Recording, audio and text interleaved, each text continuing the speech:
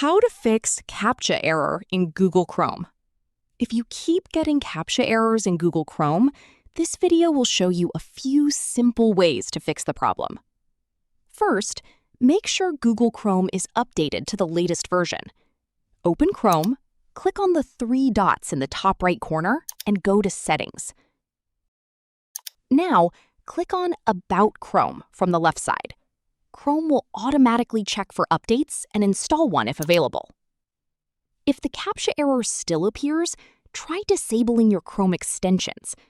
Click on the three dots, go to Extensions, and select Manage Extensions. Temporarily turn off your extensions and check if the CAPTCHA starts working.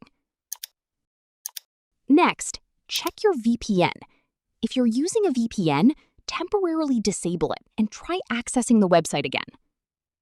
Finally, check your Windows proxy settings. Open Settings, go to Network and Internet, and select Proxy. If a manual proxy is enabled, turn it off and try again. After trying these methods, reopen Chrome and visit the website again. That's how you can fix CAPTCHA errors in Google Chrome. If you found this video helpful, click on like, share, and subscribe for more tutorials.